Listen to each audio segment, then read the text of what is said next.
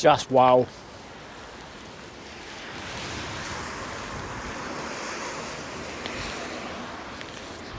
Just so beautiful. Well, hello there folks, and welcome to Glencoe. You're joining me down a van trip. Now, I don't often take you along in the van trips, but I thought I'd take you along on this one to probably my favourite place in Scotland. It really is just one of my favourites. It's a stunning, stunning place. So I'm down in Glencoe, and I'm parked up at the moment at the bottom of the Three Sisters. And what I'm going to be doing tomorrow is hiking into the Lost Valley or the Hidden Valley, subject to the weather. And it'll become apparent later on in the video as to why I'm doing that particular venue. But just look at the setting. Absolutely stunning, but the weather is meant to be a bit wild for the next 2 days, to put it delicately.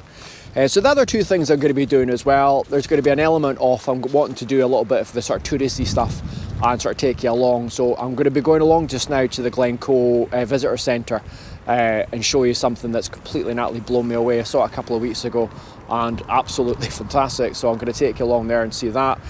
But the other thing I'm going to be doing as well is I'm going to be going to the Clach again tonight.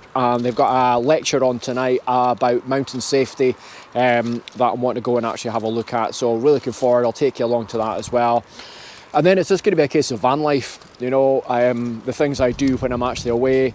Maybe go wild swimming possibly tomorrow, depending on the weather. But it's also I'll sort of cook up a good meal and have a bit of a chill out and hopefully watch a movie later on. But let's head along to the Glencoe Visitor Centre just now and I'll show you what I'm talking about.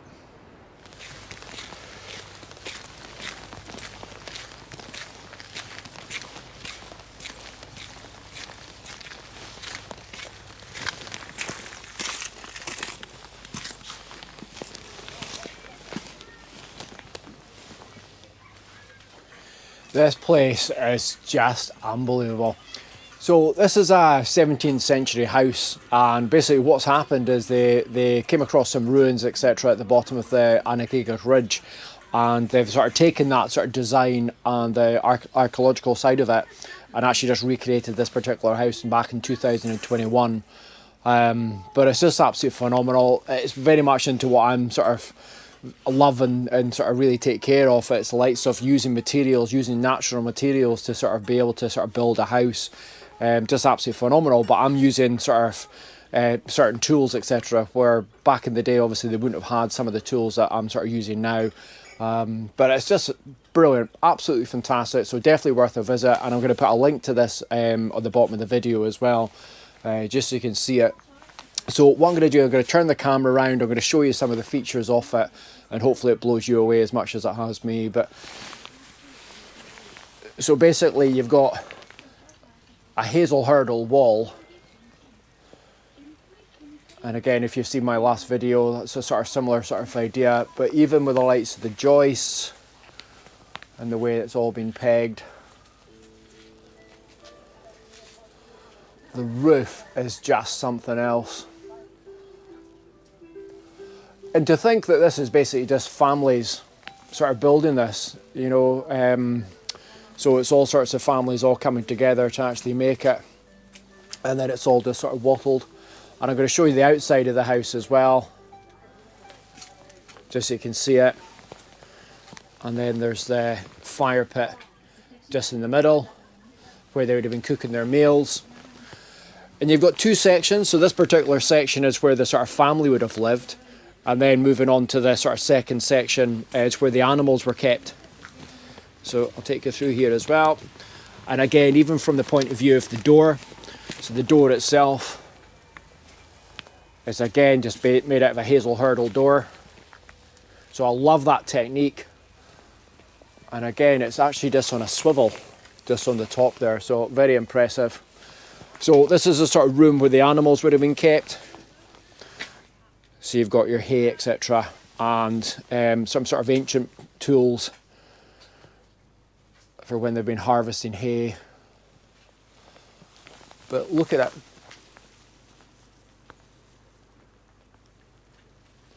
And again, just sort of whittling pegs to hold it. But even on the roof there, I don't know if you can actually see it, but again, on each bit of wood, there's a stick that's sort of coming out and it just holds it in place. And again, that's been done on all the different layers. So absolutely fantastic. I mean, as I said, this was made in 2021. So again, on the link that I'm going to be putting below, you can go into it and actually see a little bit of the history of it, a little bit of the making of it, because it is just absolutely fantastic.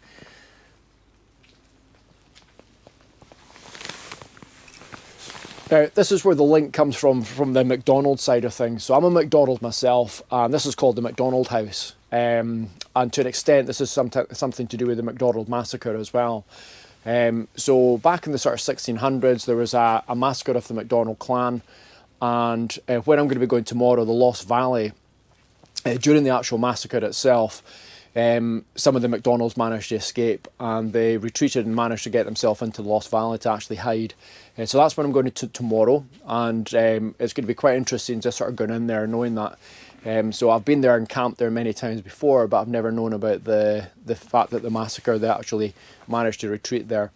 There's lots of stories also about the fact that they used to rustle cattle and actually hide the cattle in there as well, but I think that was at a later time. But just love this. This is exactly the sort of thing that I would love to actually build. So definitely worthwhile having a wee look if you're ever in the area. But also, as I said, have a little look on the link. And there's lots of donations you can do, etc. for the foundations. But I'll take you outside. Wait and see this view. Okay, so say for instance you're coming out. How's that for a view? Just phenomenal. And what I'll do is I'll take you around the building so you can see basically the peat. Okay, so you can actually see the peat there, and just how like one bit that way. So the way that they've actually done it, and then they've got the thatching on there, and the first couple of layers is this rock.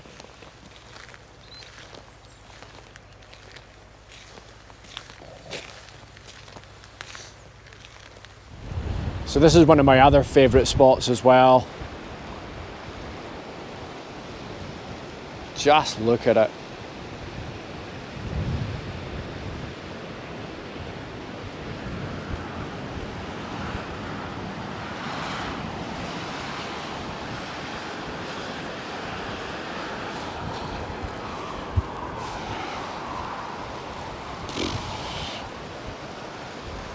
Just blows me away.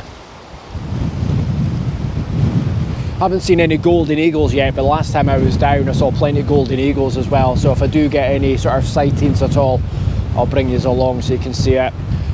So I'm trying to shelter the mic, it is blowing a bit of a hoolie. So I'm going to be sort of going around at the moment and try to find somewhere that I can actually set the van up. And I'm going to be cooking dinner just now, and then it's going to be a case of actually getting myself ready for going along to the presentation tonight. But I say I'm just going to turn the camera around so you guys can see this.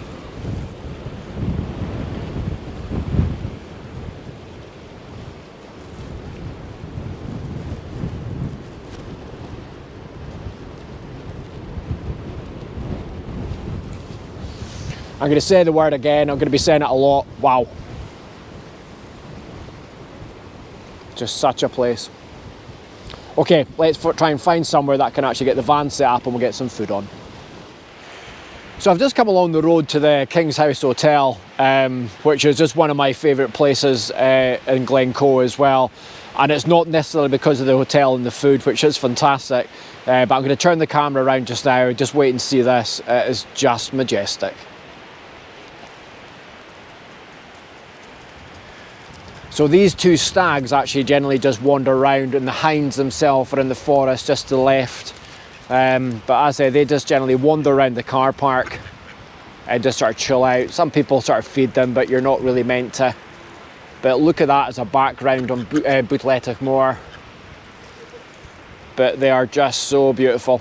So, so beautiful.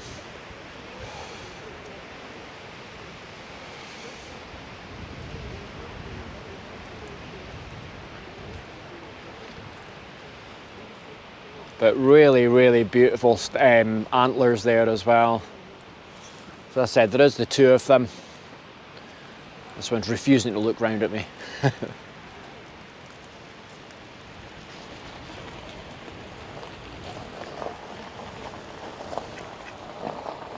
So absolutely beautiful beasts. Beautiful, beautiful beasts. And as I said, an amazing location.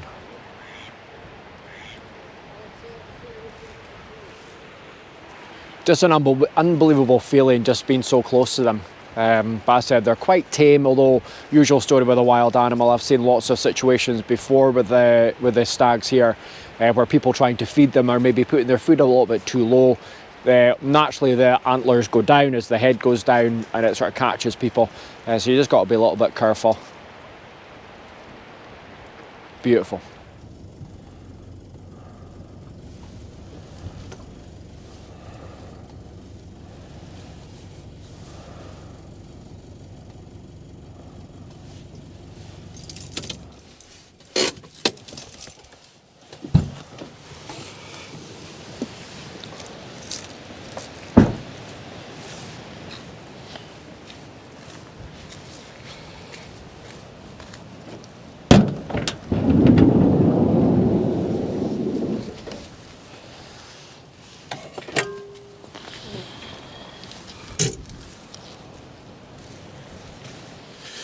Well, it's got to be said, it is absolutely freezing. So I've just turned the van round, wind's basically coming that direction. So I've basically got it round this side so that I've got a little bit of shelter just for cooking just now.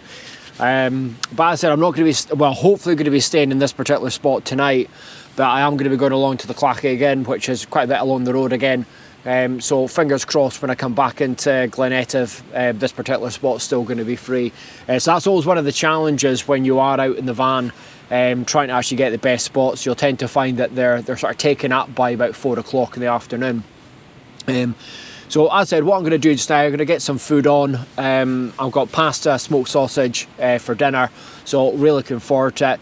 But what I'm going to do, I'm going to give you a little guided tour of the van just now, just so we can actually do that just prior to the meal itself, because I just absolutely love it. It's such an amazing sort of place to be able to sort of drive around in, and that whole sort of home is where you park it. So it sort of led to lots of many adventures. It's one of those sort of situations where quite often, sort of the night before I go into the mountains, I'll always normally come down and have one night maybe in the van.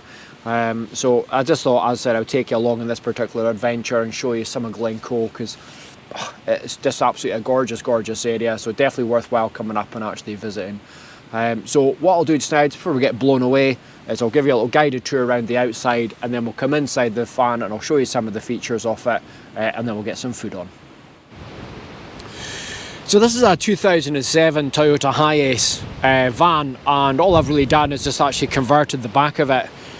So I've still got a bulkhead in there, which does have sort of certain restrictions within it, which can be a little bit frustrating at times. But as I said, I've got all my units, my wardrobe, my rock and roll bed. So we'll go inside, and what I'll do is I'll turn on the main lights. So I've got my wee kitchen area, and then this is my power bank. So it's a Power Oak system that I actually use, which has got solar panels, etc., for all my sort of electricity, charging my phones, GoPros, drones, and then just got like a hook system there for jackets, and then main cooking stove, and then I've also got my wardrobe there, which has got all my clothing in there for tomorrow. And one of the most important things hidden away there at the moment, carbon monoxide alarm.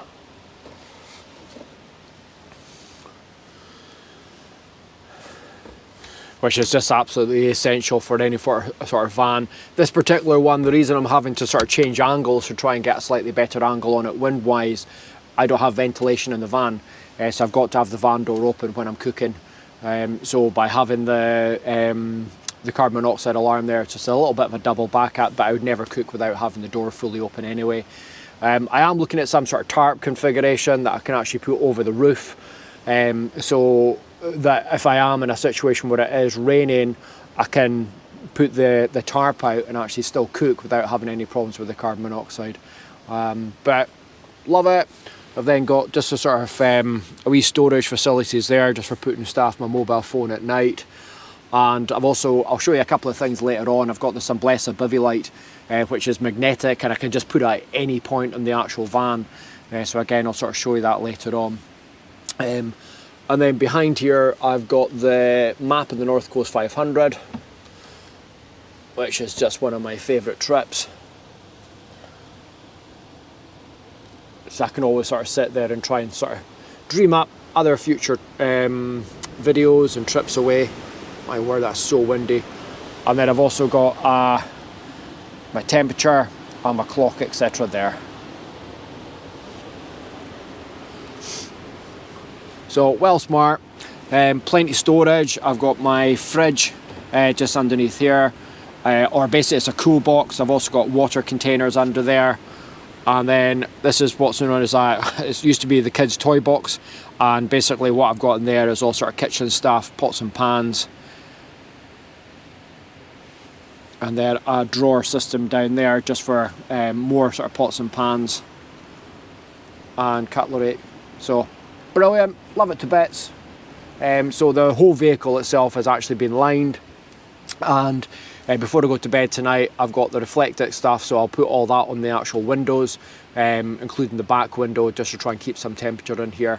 And then, as I said, it'll just be a case of getting the sleeping bag out, rock and roll bed out, sleep mat. I've got a really good sleep system to try out tonight as well, so looking forward to it. But let's get some food on.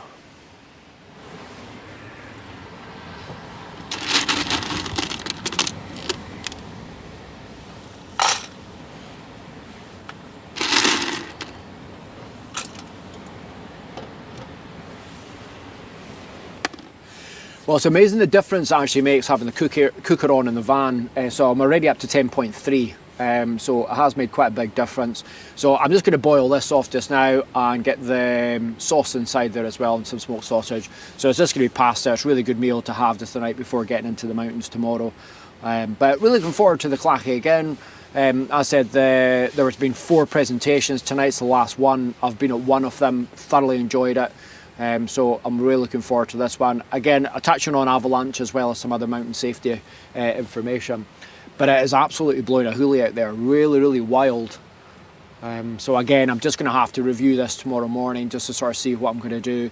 The wind speed at the top of the mountain, I don't know if I'd said earlier on, was 65 mile an hour. Wind speed at the bottom in the valley itself is about 20 mile an hour. So again, 20 mile an hour I'm okay with.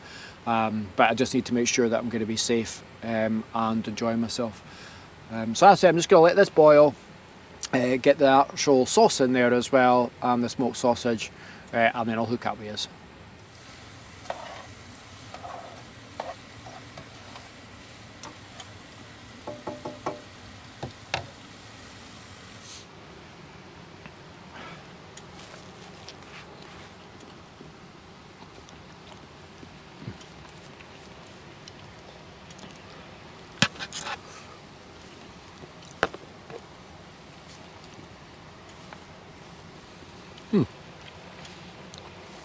That's really nice. I've actually put salt, paprika and pepper mix in it tonight. I don't normally do that, but it's absolutely lovely.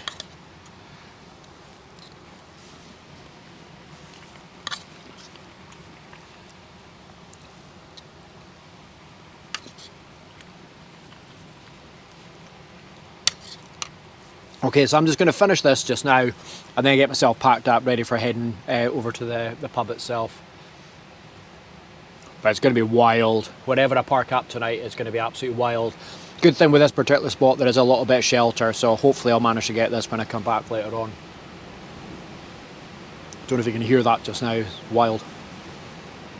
Okay, just going to finish this. So that's me just arrived at the Clachy again just now, so I'm just about to go in. It's only 6:30, the presentation doesn't actually start till 8, but the time I was here last time it was rammed, absolutely rammed. So I'm just going to come, have a non-alcoholic beer and a bag of crisps and just sort of chill out and get myself in the right position. But it's going to be fascinating. So as I said, tonight's conversation is going to be about avalanches and snow safety. So again, it's just going to be absolutely fantastic. Great to actually be able to have these people presenting and sharing the best knowledge and best practice, etc. So what I'll do is hopefully I might see you inside. If not, I shall see you after the actual presentation and we'll head off somewhere and try and find ourselves somewhere that's not going to get blown away during the actual evening, because it's still blowing a hoolie. Okay, see you in a wee bit. As we go through, they're quite a sort of small group, so if you've got any questions, any comments, feel free to shout them out. It would be good to have a bit of sort of discussion and audience interaction with that. So as we're going along, feel free to shout things out, or at the end.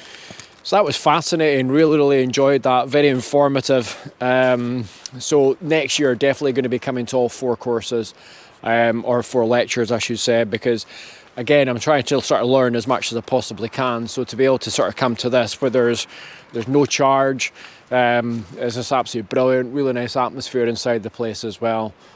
So this particular gentleman was, he does the actual forecasting on the mountains, so he goes out in the mountains every single day and does testing.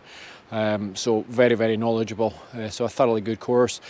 So that's what I'm going to do now, just get back to the van and go and try and find a place where I can actually get sort of set up for the actual evening and maybe get a wee movie on. Okay guys, so that's movie night and a wee bag of popcorn, and I'll catch up with you in the morning.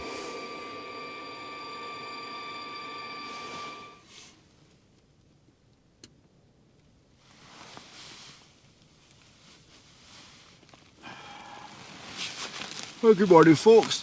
That was a really good sleep. Really good sleep, really comfy. But I do tend to sort of have the proper sleep mat that I would take camping. I tend to use that as well. So really nice sleep. So it's 7:10 in the morning, so I'm just going to get up just now, get some breakfast, and bags already packed, so it's just a case of driving along the road and we'll go onto the hill.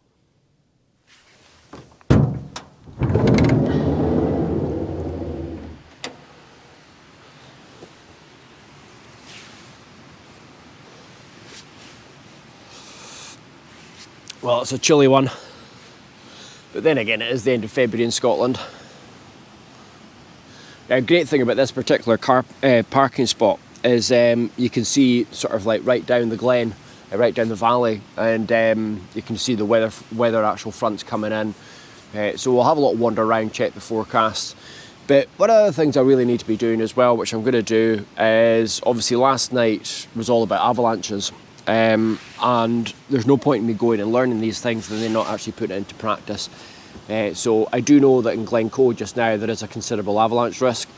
So I need to be having a look at the area that I'm going and sort of deciding safety-wise what is the story. So the thing with the Lost Valley is you'll be amazed when you actually see it, but it's basically got 3 sides completely covered. Obviously I'm entering in from one side, so south, east and west you've actually got complete coverage, and at the moment, as far as I'm aware, it's completely covered in snow just now. So I'll be coming in sort of like northeast sort of idea. So what I'll be doing is checking on the app just to actually see exactly where the actual dangers are before I decide exactly what I'm going to do. But even if I hike up to a certain point, I'm sort of considering that, but I'm going to have a look at it. Internet connection or 4G is not great exactly at this spot. So what I'm going to do is after I've had breakfast, I'm going to drive up the road and I'll have a little look at the app itself and try and gather as much information. Last night I downloaded lots of information about weather and all that sort of things as well. So it is going to be bleak, but it is what it is. So from the point of view of wind speed, it's going to be about 20 mile an hour in the valley itself, but about 65 mile an hour at the top. So again, you have to have all that knowledge and all that information. I'll be doing a live track today. So basically I've got a Garmin, and the live track will be sending the information of where I am, my heart rate, my pace, my elevation, etc. to 3 people. So it's vitally important to have all that back up there, and it's just really a case of making sure, one, that you're safe, but also that your family and friends are at ease, knowing exactly where you are and what you're doing. But as I said, I'm just going to get the bed rolled up just now and then get some breakfast on.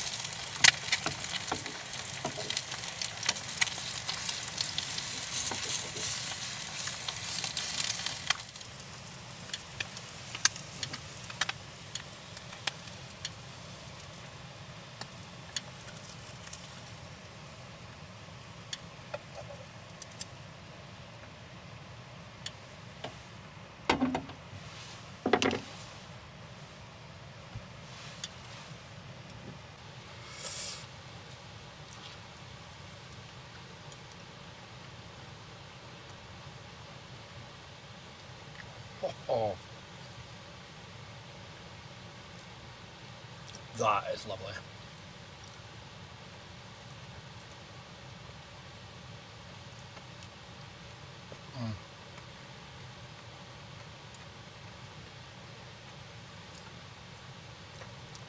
That is just perfection. And one of the things I love about these wee van trips, you know, is being able to sort of eat things like that. Because I wouldn't have that on a normal daily basis. It's normally my cereals, etc. But that is absolutely banging. And a nice coffee as well.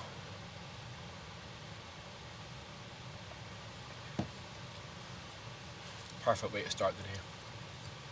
So I'm just going to finish this just now, then get the van packed down, and then we'll move along the road.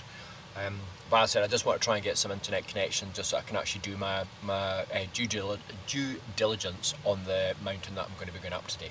So I'll catch up with you in a wee bit.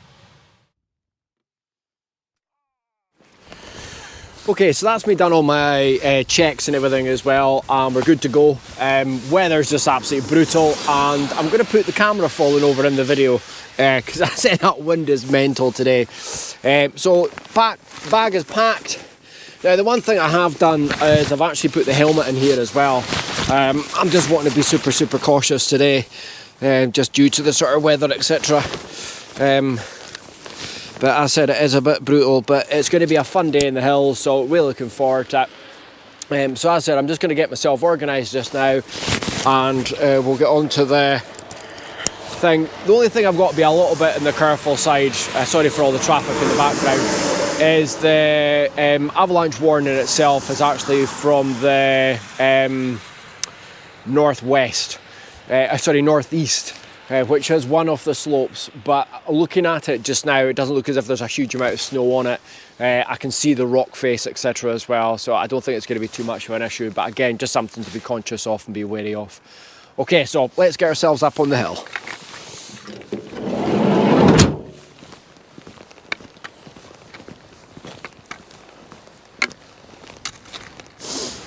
Well, that's me away from the car park and crossed over the bridge, and that's always an amazing section when you look at it. Just looks so slippy. But no, I'm probably going to be doing quite a lot of today's stuff on the handheld as opposed to the tripod.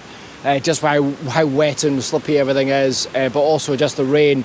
So I'm just sort of taking a quick wee break. There's a wee break in the weather just now, so I thought I'd just do a wee bit to camera. So what I'm going to do, head up this section, and then I'll catch up with you a wee bit further up, and we'll see how we go. But it's lovely, proper Scottish weather.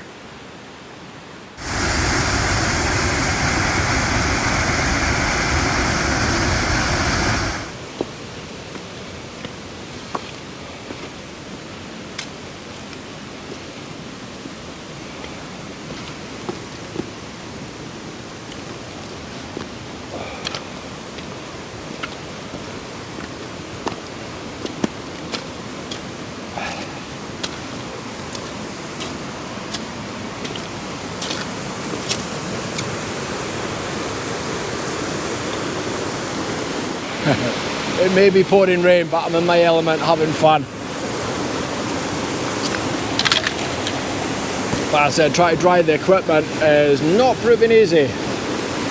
Okay, so I'll hook up you a wee bit further up. Woo!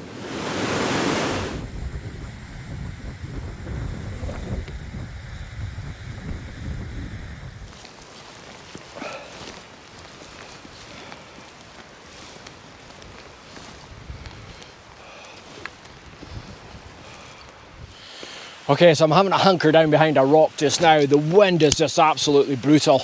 So the camera keeps getting blown over, unfortunately. So I'm not going to spend long here. I'm going to make my way back down off the mountain just now. But fantastic hike up, really enjoyable. And just stunning scenery, even on a day like this. So I've actually done a few camps here in the past, and beautiful place to camp. Done it in the winter, done it in the summer as well. The last time I did it in the summer, it was so hot, it was just unbearable. But no, just unbelievable. Again, from the point of view of obviously the MacDonalds when they were sort of escaping the slaughter itself. So as I said, they've run into here. And again, what was sort of really brutal about that particular slaughter was the reason that they were actually killed was because they hadn't signed allegiance over by a certain period of time. So it was a message that was actually sent to them. But what made it even worse was part of a way of paying taxes back in the day was you could actually sort of host the government forces. So the government forces had actually been with the MacDonald clan for 12 days, eating, drinking, laughing, joking and all that sort of things with them. And then the order came through that they had to kill their hosts. So fairly brutal, but again, sort of like steeped in history, this place. It's just absolutely unreal. And scenery to die for. Again, in the summer, this place is just awesome, but it has a certain sort of aspect in the winter as well that just makes it just an absolutely stunning location. So that's it. I'm going to spend a little bit of time, just my own private time, just having a little wander around, and then it's a case of making my way back down off the hill again, very, very carefully. It's very slippy today. Okay, so I'll catch up with you once I've started going down.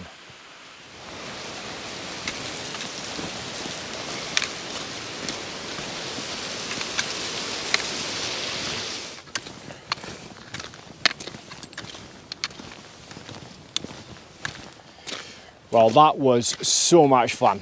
So much fun. Unbelievable. I'm going to turn the camera around just so you can actually get one last little shot of it.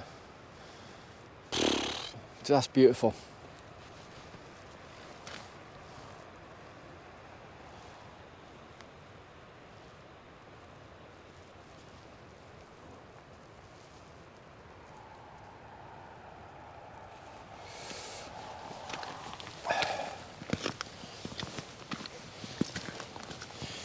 That's me sort of up the actual steps and just sort of heading back to the van just now. But the car park, this is such a popular beauty spot, it really is. And you can see why, you know, so it is very busy. The car park is absolutely rammed at the moment. So I'm going to finish the video off just now. But I just want to say thank you very much for coming along if you've watched to this stage. You know, a very, very different video I realise to what I normally do. But I do this a lot. You know, so it's just a case of still getting outdoors, i.e. Mac Outdoors, you know, and having fun. But the van life side of things, or the van trips, are just absolutely fantastic. So much fun, so relaxing and so enjoyable. And again, I said it was great to be able to sort of share a little bit of the history of the whole Glencoe side of things. And as I said, find out about the MacDonalds and also sort of visit the place that they went to hide. But even again last night, going to the actual talk and the lecture, just absolutely fantastic.